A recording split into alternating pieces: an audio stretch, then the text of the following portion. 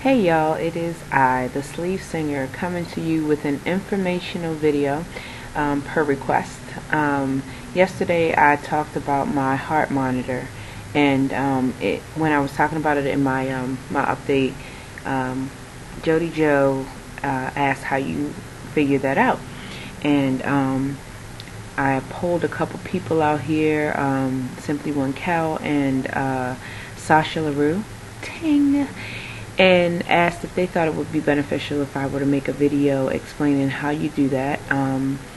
We out here in the weight loss community, I thought, would benefit from that information, and it just kind of helps with really understanding why working out is so important, along with the tool that we have received. So let me try to make this as brief as possible. Most likely you will have to watch this explanation a couple of times.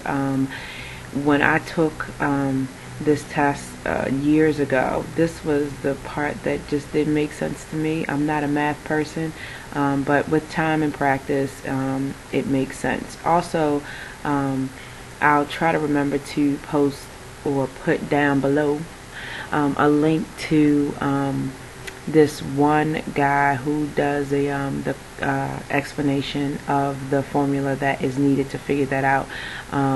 But try to hang with me. I'll try to make it as simple as possible, and here we go. Okay, so it requires that you do a little bit of a little bit of homework on your part. What you have to figure out for this formula is your resting heart rate. Resting heart rate is basically your heart rate at rest. It is when you are pretty much sitting on a couch or laying in bed. You are at rest, at peace. And if you were to take your index finger and place it on the base part of your thumb, right by your wrist, and I'm trying to show y'all, I actually use two fingers. If you count this beats per minute for 10 seconds, and when you get that number, multiply it times 6. Hold on to that number because you're going to need it in a little bit. Alright, so that's first. If you want to pause here and figure that out, I'll be here when you get back. Okay. So then, once you have that resting heart rate, let me show you the formula.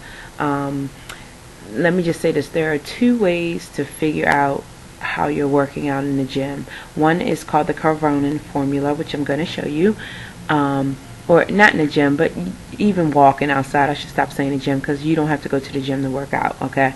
But whatever you're doing for your exercise, there are two ways of figuring out if you are working in your target training zone, and there is a range. So there are two ways. One is called the rate of perceived exertion.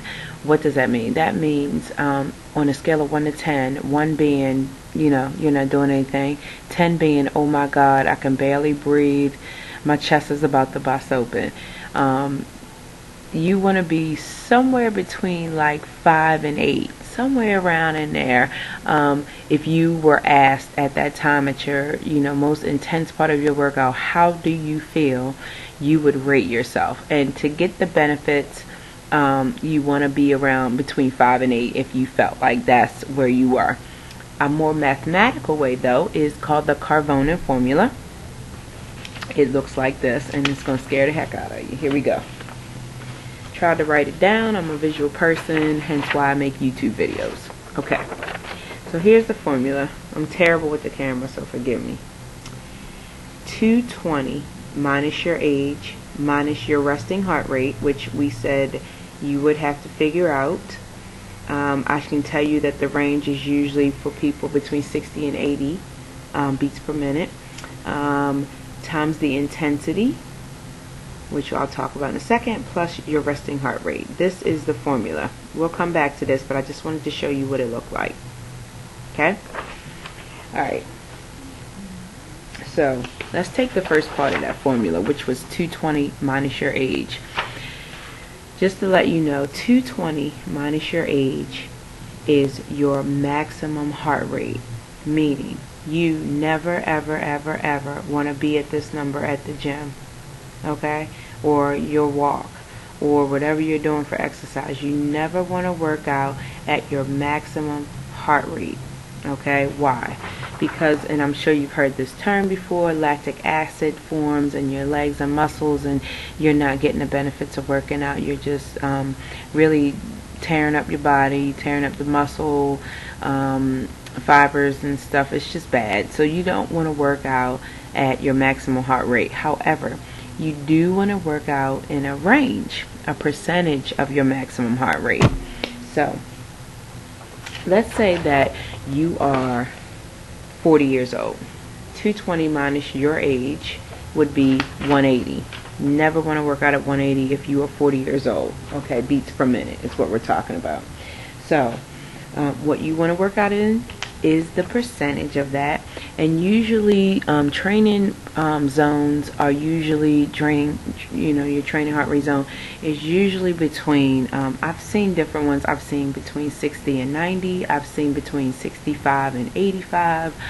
For today, I kind of tried to average out. I'm going to show you how to figure out the low and the high end of someone who is 40 years old, who has a resting heart rate of 60 beats per minute, and they're going to work out between 60 and 85% of their maximum heart rate. In our example, that was 180. They're going to try to work out between that. Okay, so here we go.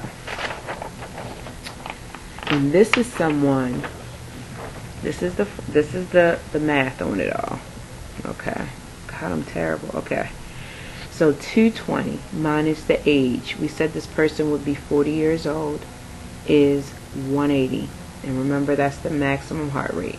Okay, you're going to subtract their resting heart rate, which is 60, because we said we would use mine. You get 120, right? Now, remember, there's a range. I said today for the example we would use between 60 and 85%. So we're doing the low end right now, which why the intensity here is 0.60 or 60%, right? You multiply that times the 120, you get 72. Now you need to add back in the resting heart rate, and the math there gives you 132 beats per minute. This is the low end of the training heart rate, the training zone. It's not bad to work here. It's actually beneficial for those who are just starting to work out, but still need to get into that cardio zone and burn those calories. But you need to get yourself used to exercise, and so you want to maintain at a place where you can make it through at least 30 minutes of working out, and so you would stay at the low end range and then build yourself up from there. Okay, so once again, let me show you the formula. 220 minus your age minus your resting heart rate times the intensity plus the resting heart rate.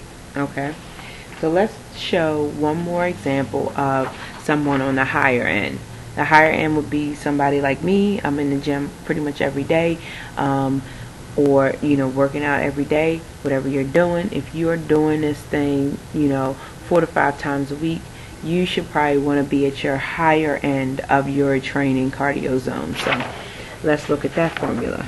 Again, we'll use someone who is 40 years old and has a resting heart rate of 60 beats per minute. So you got 220 minus your age, which is 40. Maximum heart rate is 180. Never want to be there, right? So we're going to subtract that resting heart rate, which is 60, and we get that 120. Now the intensity, remember I said this example is going to show how to get to the top part of your training zone. If you multiply 120 by 8.85 or 85%, you get 102. And then you add back in that resting heart rate and you get 162 beats per minute. So a person in this example who is 40 years old and has a resting heart rate of 60 should, at the top of their cardio zone, around 162 beats per minute. Okay, now for me, because I have been doing it so long, and my classes are kind of interval-ish. I probably hang out around 87, maybe even 90%, which is the top part of where I should be. But I do that because I'm only up there for a brief amount of time, maybe 3 minutes, if that. Then I'm bringing it right back down. So it's kind of interval-ish, and you know, it benefits that way. And I can tell too. Now that I have the heart rate monitor, I can tell. Remember I talked about rate of perceived exertion. I can tell that I'm around 8, 9, feeling like, okay, I'm pushing a little too hard. I look down, now that I have the heart rate monitor, I look down, I'll be like, yeah, I'm up there, so let me choose a low option for like a minute, you know, during the class to try to bring my heart rate down, and then boom, I get right back into it. So I hope this information was beneficial to you.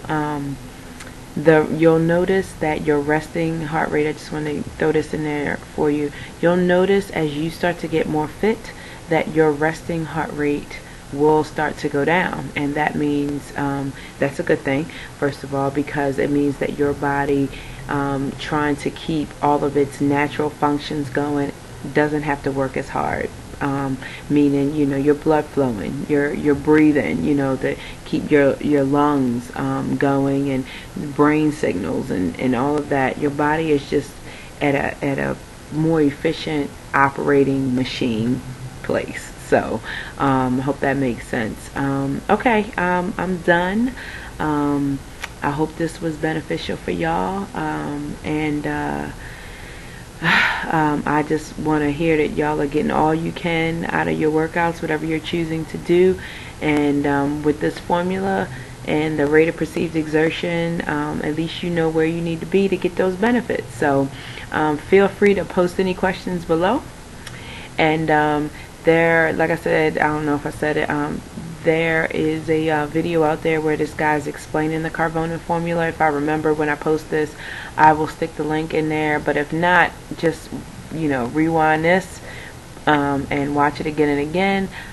Post questions. I could talk about this stuff all day. Alright, I'll talk to you guys later. I hope you have a great weekend and your Valentine's Day was a great one. See ya.